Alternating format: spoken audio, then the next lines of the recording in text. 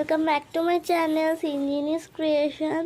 So আজ 14 তারিখ, আজকে আমার বার্থডে।